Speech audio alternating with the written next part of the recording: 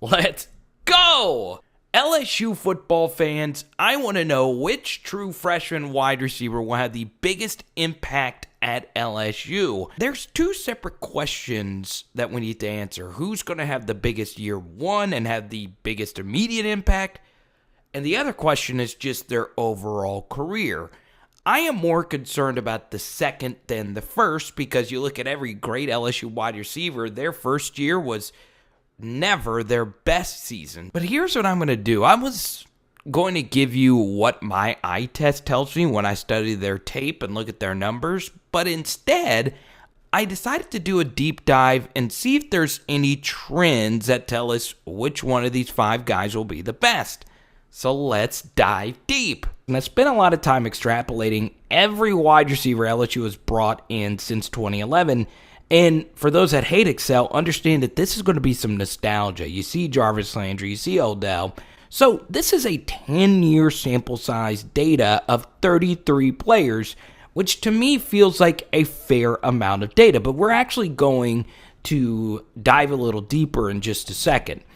And I wanted to actually group and see if there is anything that we can look from the LSU wide receiver recruits that could tell us that a player is going to be good or bad. So we have option A's, option B's, option C's, and option D's. And as many of you know, LSU has had wide receivers throughout the past decade that had success.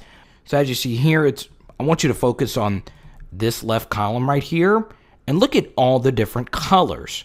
So you see, LSU has had a wide variety, but you see a lot of option A's, a lot of really good players. So over the past decade, LSU has had a lot of really good stars. Now, what I want to do is group them by their ranking because, of course, we have three wide receivers that are closely grouped together in the top 100 and two guys that are just middle tier 4 stars. So let's sort this column on nationally ranked recruits. And as you can tell, Terrace Marshall is the highest rated 5-star at wide receiver LSU's had in the past decade. Now, you know, they've had Ruben Randall, but that's prior to our data set. I think Terrence Tolliver was also a pretty high-level 5-star, but still, we're focusing just since 2011.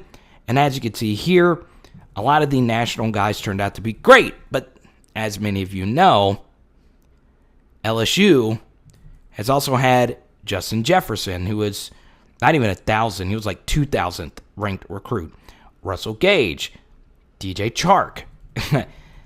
These are some really good players that were either really low-rated 4 stars like a Trayvon Durrell or just a 3-star. So this is what's nuts. LSU's not had one, but 2 wide receivers on this list make it to the NFL Pro Bowl as 3-star recruits. It is not recruiting ranking that proves a player to be great, right? Wrong.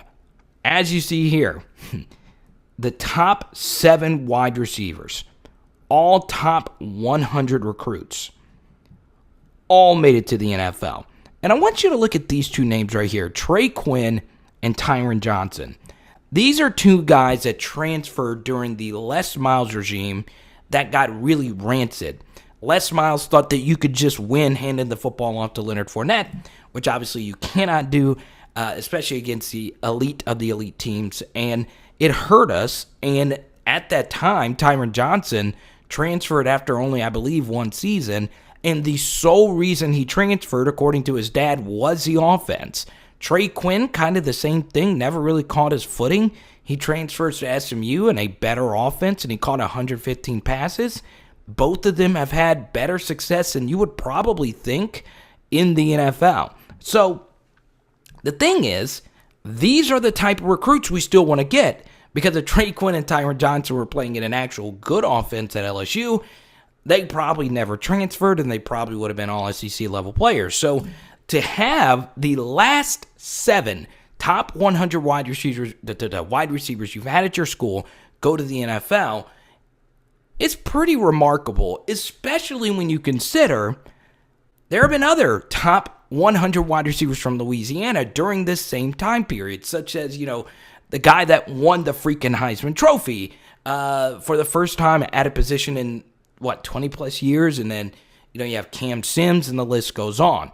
So, once again, the last 7 top 100 LSU wide receivers that have played at this university have played in the NFL. And this could just be random, but I want to show you this.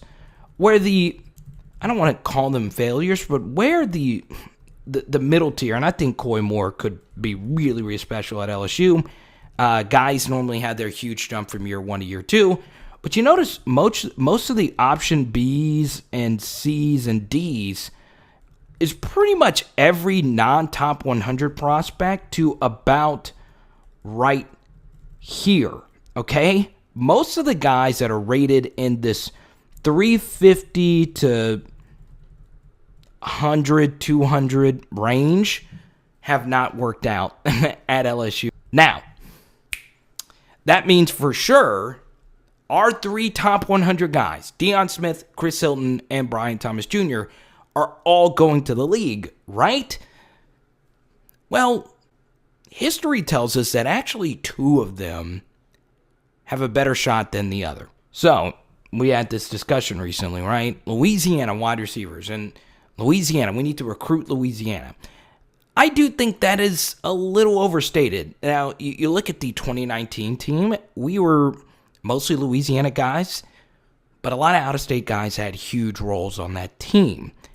However, LSU has not had much success outside the state of Louisiana when it comes to wide receiver. And that's in large part because they haven't needed it. Because there have been so many crazy wide receivers that have turned out to be really freaking good. And you got to, shout out the 7-on-7 programs in Louisiana, the bootleggers, and just all these coaches that really work with these kids. That might be the reason why there's so many great wide receivers and defensive backs that come from this region. And some of that's genetics and whatnot, but still, this is where it's crazy. Let's actually group the players by state, all right? And obviously, you see all these Louisiana wide receivers, and we have been mostly Louisiana wide receivers. However, let's go to here, and let's really zoom out. You notice 26 of the 33 wide receivers LSU's had in the past decade have been from Louisiana. But then you have Mississippi, Texas, and Virginia, and you notice not a single one of them were even an option B. Now, D. Anderson was good. I could give him an option B. He had 20 catches in 2018. However, he did leave this team before the 2019 season, and it was kind of strange how he left and he ended up at Oklahoma State. I don't know what's going on with them now.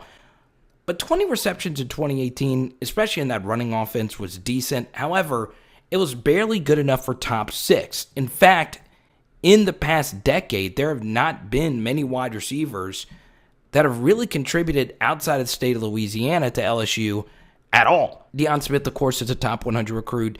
You look at the last few top 100 recruits out of the state of Mississippi at wide receiver, those guys included DK Metcalf and A.J. Brown from a few years ago. And Mississippi, had kind of a dry spell. Last year, they had some really good prospects out of there.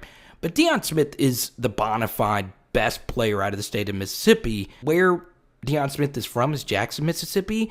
It is a similar drive from Jackson to Baton Rouge as it would be Starkville or Oxford. And according to his high school coach, LSU was Deion Smith's dream school. In fact, he has been committed to LSU longer than any of the other LSU wide receivers.